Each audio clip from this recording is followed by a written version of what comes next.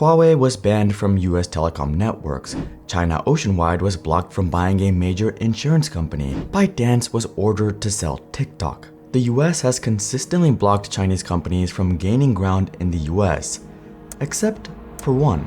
A giant company worth tens of billions slipped through, which has slowly and secretly taken over an entire industry and even acquired giant beloved Western brands. How did this happen? Is this one safe, or is there something the US government missed?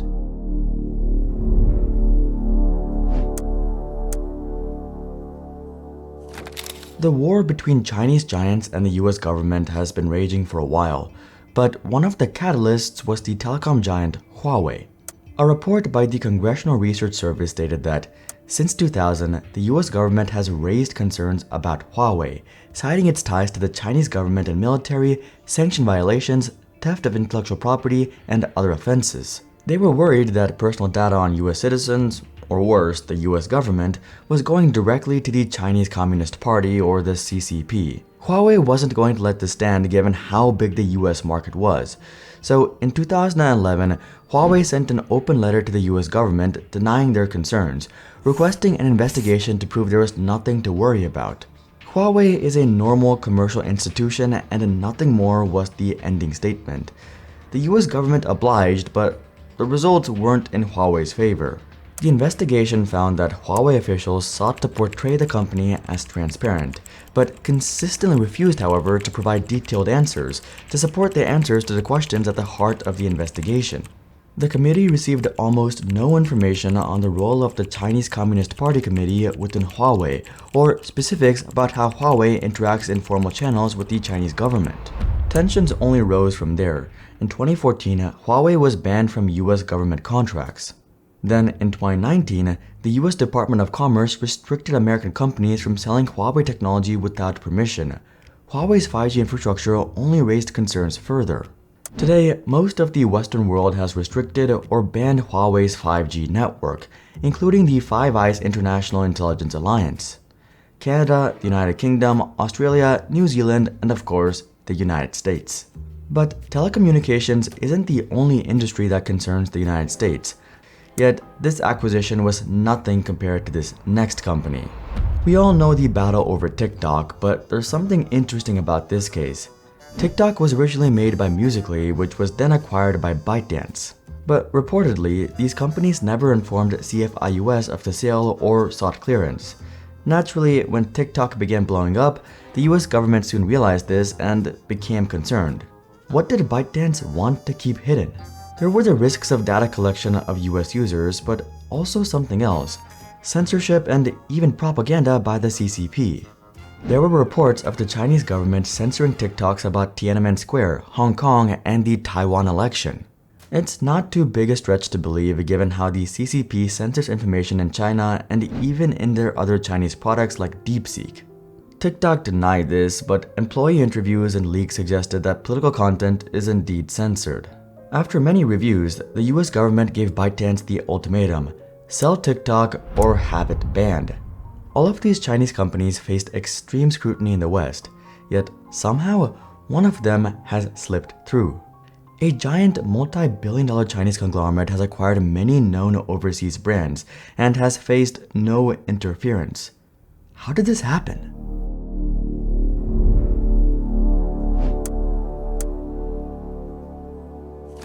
With even American brands being run by Chinese companies, how do you know you're not being watched? The whole reason TikTok is potentially getting banned in the first place is because they're suspected of harvesting your data and handing it over. And it's not just TikTok or China. Big companies with poor security like T-Mobile and Equifax are getting hacked every day, leaking your personal information to the dark web, where spammers, scammers, and identity thieves can buy and sell it like candy. And given that the government has been trying to ban TikTok for nearly 5 years and still hasn't done it, it's clear that it's on us to protect ourselves, which is why I'm excited about today's sponsor, Aura. Aura keeps us safe online by doing all the hard work for us. They constantly monitor the dark web and alert you if they find any of your personal information like credit cards or bank accounts. Just a couple of months ago, some hacker charged a bunch of Facebook ads to my credit card. so securing payment credentials has been especially top of mind for me. Aura also helps you remove your personal information from data brokers and the people search sites that sell your data to anyone for just a few bucks. On top of that, the Aura app also includes a built-in VPN with over 100 virtual locations. And if the worst were still to happen, Aura's got you covered with up to $5 million in identity theft insurance. You can get started with Aura for free for 14 days with my special link, aura.com/logicallyanswered. That will be more than enough time for Aura to find out if any of your personal data is exposed and to see if Aura is worth it for you. Stay safe online, guys. Thank you to Aura for sponsoring this video.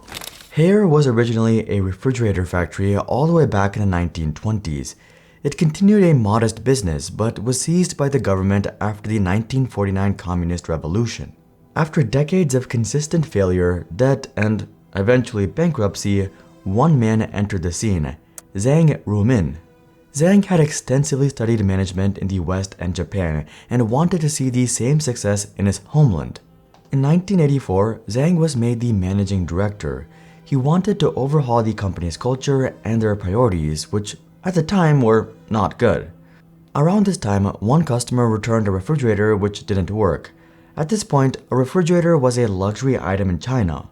After seeing this, Zhang began diving into the company's inventory, and he found faulty fridge after faulty fridge after faulty fridge. Of the 400 finished models in the factory, 76 of them didn't work. This was unacceptable. Without second thought, he asked his staff to destroy the broken appliances across the factory. He cried out, "If we pass out these 76 refrigerators for sale, we'll be continuing a mistake that has all but bankrupted our company. Destroy them." His employees, sledgehammers in hand, began smashing the faulty refrigerators. This moment marked a new beginning for the company.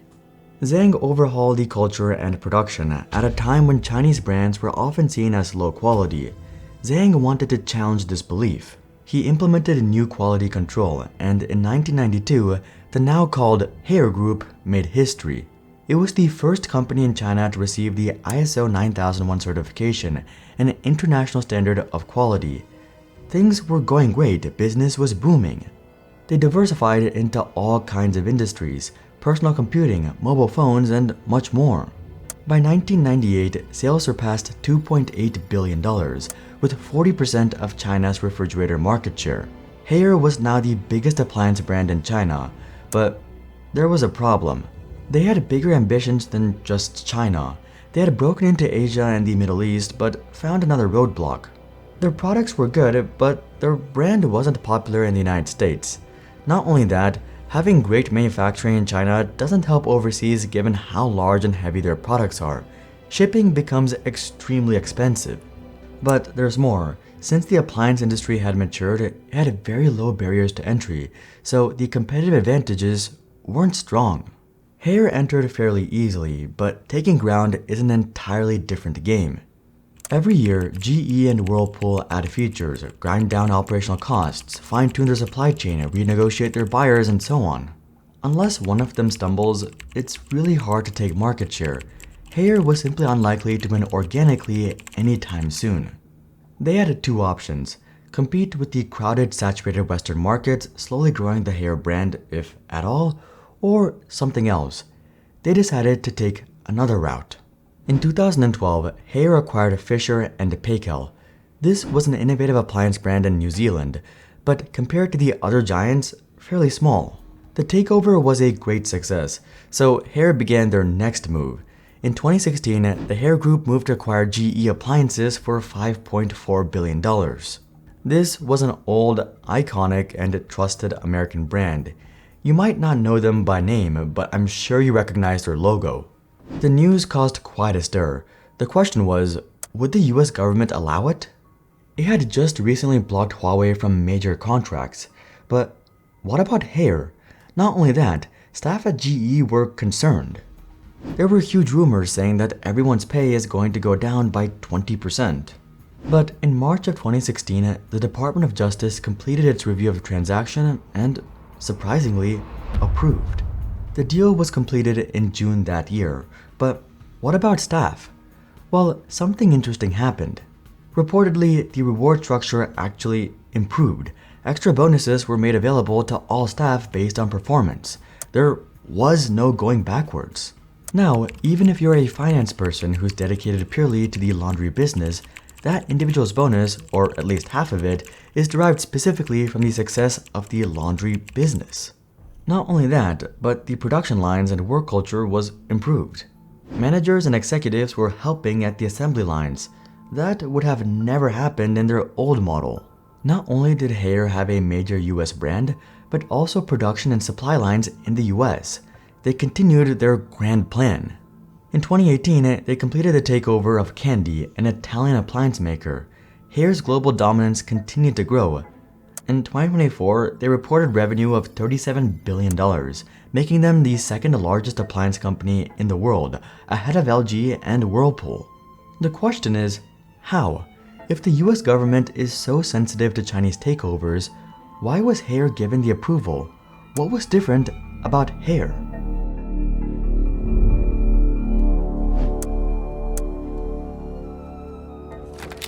As it turns out, Haier didn't secretly do all this. They went through all the appropriate means and didn't withhold anything like Huawei or fail to report their acquisition like ByteDance. In reality, China Oceanwide, ByteDance, and Huawei all have something in common: the risk of espionage. They all involve personal sensitive data and personal information spanning hundreds of millions of Americans. Not only that, but in 2018, the CCP reported that 73% of private Chinese companies had established party units, meaning members of the CCP inside the company. Out of the top 500 private Chinese companies, it was even higher at 93%.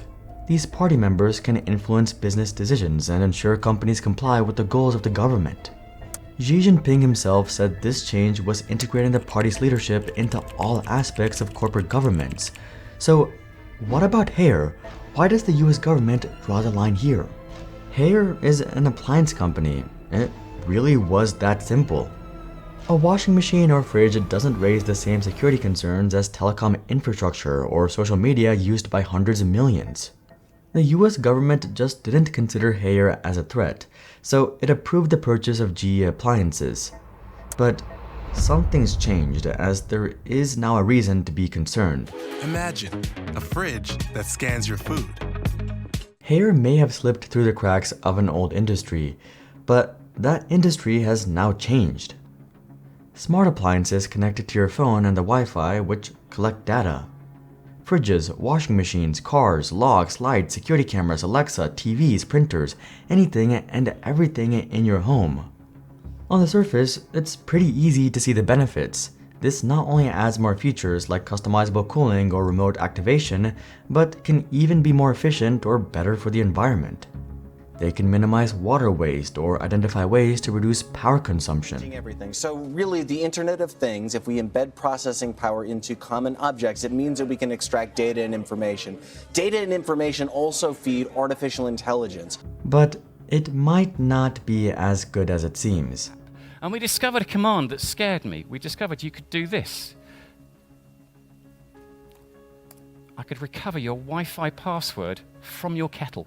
So now I'm on your home Wi-Fi network, I can listen to everything you're doing, I can redirect your passwords, your data, steal things, everything, just because you wanted to boil your kettle from your bed. The more smart devices we have and the more things that collect our data, the higher the risk of privacy. And who's leading the way forward in the IoT? Haier. Let's do this. Fill it up.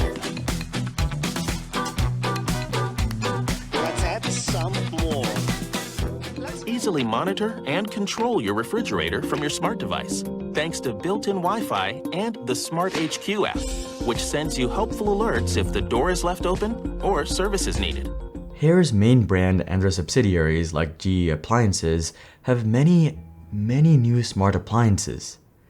For 6 years straight, Haier was recognized as the leading IoT ecosystem brand. Not just providing smart devices, but devices that are interconnected.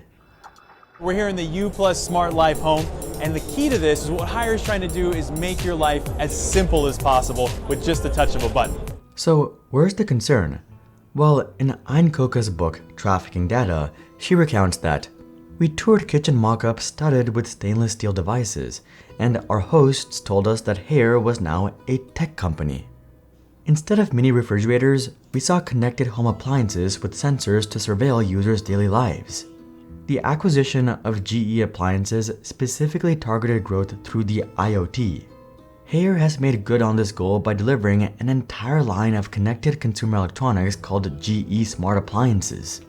The U+ Connect platform, which collects data through all connected GE Appliances and Haier products, makes Haier as much a data company as a consumer products company. I don't want to promote fear-mongering, and it's hard to say how malicious this all is, but from a general business standpoint, it made sense for Haier to buy GE Appliances. But there is more to this. Zhang Rumin, the man responsible for Haier's early success, is still the CEO and the chairman of the board, but he is also a member of the CCP. Not only that, he's been a member and supporter for a long time. In fact, in 2002, Zhang was a member of the 16th Central Committee of the Chinese Communist Party. Given how much CFIUS scrutinized Huawei, ByteDance, and China ocean-wide, why not the IoT? Why not Haier? TikTok may monitor scrolling behavior, but Haier can observe you through a network of devices in your own home. A smart fridge isn't just connected to your phone. It can monitor your habits, what food you eat, where you shop, when you shop, and much, much more. That sounds a bit concerning, so why isn't Haier getting the same level of attention? Well, they acquired GE Appliances in 2016 when the IoT trend was only just beginning. While Haier might have seen where the industry was moving, the US government was likely concerned with the threats here and now like telecom and social media. At the time, the threats in appliances were close to none, but now, with their ecosystem, Haier is rapidly advancing into cloud technology and AI. They were even recently named one of the most innovative companies by Fast Company. They definitely aren't the simple appliance brand they used to be. Haier managed to pass the tests and the scrutiny of the US government, but times have changed. The appliance market used to be a stagnant, safe industry, but over time, it's changed into something high-tech and with a deep reliance on the internet, data collection, and more recently, AI. Haier is a titan in the appliance industry. They own Casarte, Leader, GE Appliances, Fisher & Paykel, Aqua, and Candy. These brands are used by millions of people, and more of their appliances are becoming smart. Haier isn't in trouble yet, but should they be? Comment that down below. I'd love to hear what you guys think. But until then, I'm Hari, and I'll see you guys on the next one.